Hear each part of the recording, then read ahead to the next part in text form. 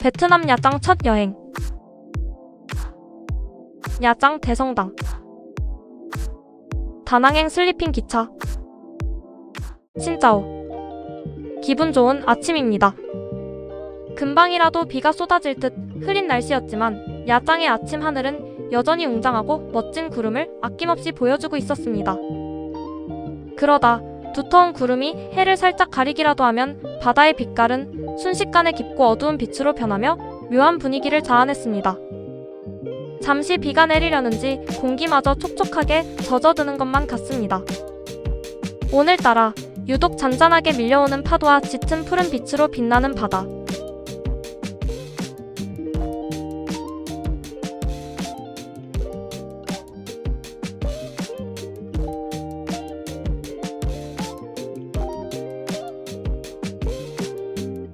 조금은 선선한 바람이 불어오는 늦은 오후 무렵 야짱 대성당을 찾아가 보기로 했습니다. 대성당으로 향하기 전 잠시 앙반미에 들러 든든하게 배를 채우고 가기로 했습니다. 소고기와 치즈가 듬뿍 들어간 반미 2개와 입안을 시원하게 적셔줄 망고 스무디 2잔을 주문했습니다. 소고기 치즈 반미 2개 9만동, 망고 스무디 2잔 10만동. 오늘도 잊지 않고 고수 듬뿍 추가 요청. 주문과 동시에 능숙한 손길로 바삭한 반미와 달콤한 망고 스무디가 뚝딱 만들어졌고 덕분에 오늘도 기분 좋은 한 끼를 즐길 수 있었습니다. 반미를 맛있게 먹는 동안 창밖으로는 투둑투둑 시원한 빗줄기가 쏟아졌습니다. 다행히 식사를 마치고 가게를 나설 때쯤에는 비가 잦아들었고 비온 뒤 한층 맑고 깨끗해진 공기를 온몸으로 느끼며 다시 기분 좋게 걸음을 옮겨봅니다. 잠깐 내린 비 덕분인지 거리의 꽃나무들은 저마다 싱그러운 풀내음을 살포시 내뿜고 있었습니다.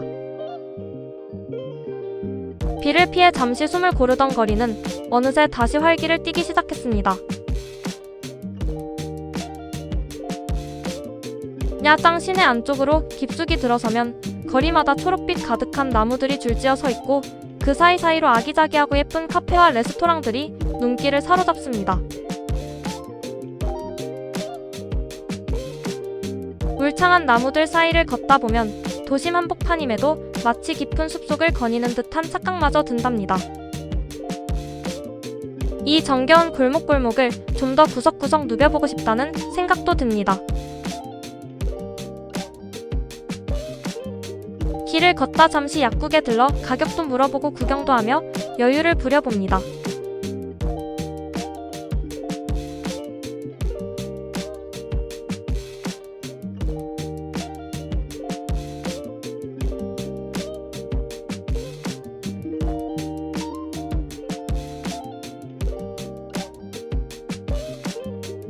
야짱시 인민법원을 지나 오늘도 보행로와 차도 사이를 아슬아슬하게 오가는 야짱 특유의 도보 여행을 이어갑니다.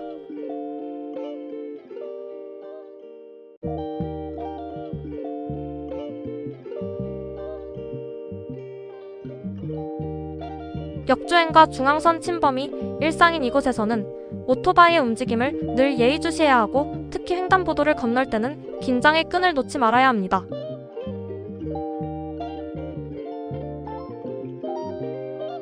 걷다 보니 야짱 기차역으로 향하는 철길이 나타났습니다.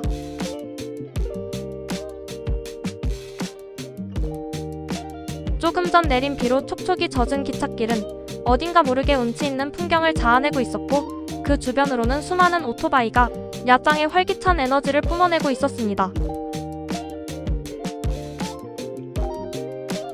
대성당 근처에 다다르니 화사한 꽃집들이 하나둘 보이기 시작했습니다. 마침내 도착한 야짱 대성당. 미사 시간과 겹치는 바람에 잠시 입장이 제한되어 있었습니다. 성당 입구에 있던 아저씨들이 기부금 얘기를 하는 것 같긴 한데 우리는 미사가 끝날 때까지 기다려보기로 했습니다. 야짱 대성당 입장료 무료.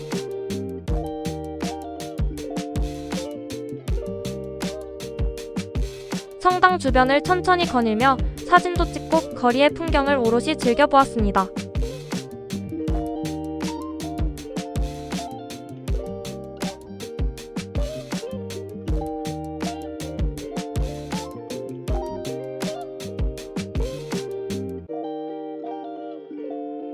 가끔 한국인 단체 관광객들이 머물다 가는 모습도 보였습니다. 수시로 사람들이 오고 가는 모습을 볼 수 있었습니다.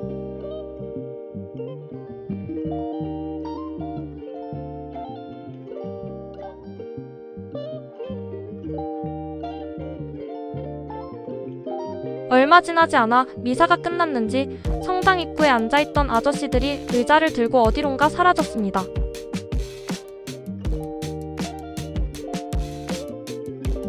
야짱 대성당이 자리한 언덕을 향해 천천히 발걸음을 옮겨봅니다.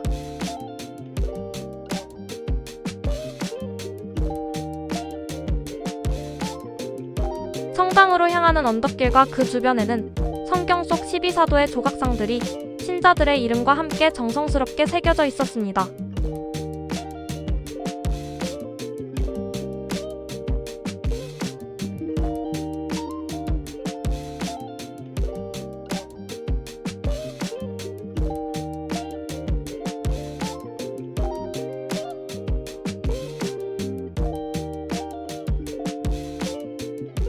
조각상 하나하나에 담긴 의미를 되새기며 천천히 길을 오르다 보니 미사를 마치고 일상으로 돌아가는 야짱 시민들의 활기찬 오토바이 행렬이 묘한 대조를 이루며 눈앞을 스쳐 지나갔습니다. 큰 기대 없이 발걸음을 한 곳이었지만 성당이 내뿜는 특유의 고요하고 평온한 기운에 어느덧 마음은 한없이 편안해졌습니다. 1928년에 시작되어 1933년에 완공된 이 성당은 프랑스 식민시대의 유산으로 루이 발레 신부의 설계 아래 고딕과 로마네스크 양식이 절묘하게 어우러진 독특한 아름다움을 뽐내고 있었습니다. 38m 높이의 웅장한 종탑과 그곳에 설치된 커다란 시계, 그리고 프랑스에서 건너온 3개의 청동종은 성당의 깊은 역사를 묵묵히 증명하고 있었습니다. 특히 야자수가 어우러진 성당 입구는 이국적인 정취가 물씬 풍겨 많은 이들이 걸음을 멈추고 추억을 남기는 인기 포토존이기도 했습니다. 조심스럽게 성당 내부로 발을 들여놓았습니다. 미사가 막 끝난 직후라 그런지 환하게 불을 밝힌 예배당은 차분하고 성스러운 분위기가 감돌고 있었습니다. 잠시 벤치에 앉아 눈을 감고 마음을 정돈해 보았습니다. 성당 외부 한편에는 이곳을 설계한 루이 발레 신부의 묘비가 조용히 자리를 지키고 있었습니다. 성당 앞 넓은 광장 곳곳에는 쉬어가기 좋은 벤치들이 마련되어 있어 잠시 자리를 잡고 앉아 서서히 물들어가는 일몰 풍경을 감상해 보았습니다. 흐르는 시간마저 멈춘 듯 고요한 그 순간, 마음은 형언할 수 없는 평온함으로 가득 차올랐습니다. 야짱 하늘 위로 어둠이 내리고 하늘을 수놓은 아름다운 일몰 풍경이 시선을 붙잡았습니다. 자연이 선사하는 섬세한 빛의 향연을 멍하니 바라보고 있노라니 그 평온함이 깊은 감동으로 다가왔습니다.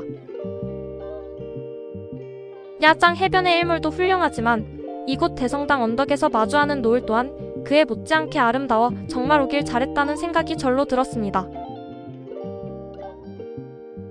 하늘빛이 너무나도 아름다워 차마 발걸음이 떨어지지 않을 만큼 깊은 여운이 남았습니다.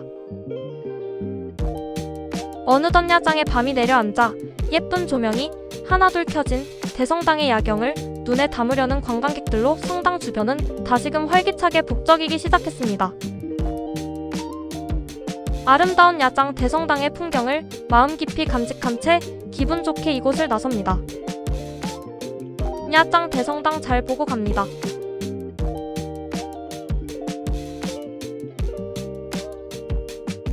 대성당 투어를 마치고 다시 해변으로 향하는 길, 학교 운동장에서 태권도를 배우고 있는 학생들의 모습이 눈에 들어왔습니다.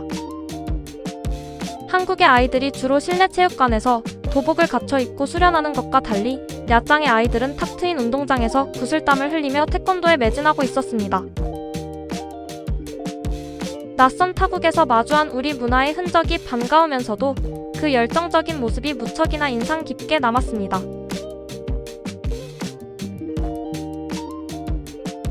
유명하다는 쌀국수 맛집을 찾아갔지만 푹푹 찌는 열기 속 야외석에서 뜨거운 국물을 마실 엄두가 나지 않아 아쉽게 발길을 돌렸습니다.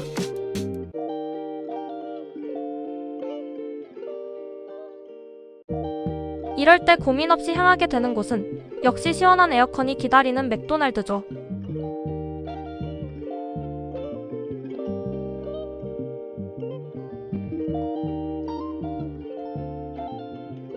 바삭한 치킨과 햄버거로 든든한 저녁 식사를 즐겼습니다. 치킨은 역시 오리지널이 맛있습니다. 식사 후에는 시원한 파도 소리가 그리워 야짱 해변으로 향했습니다.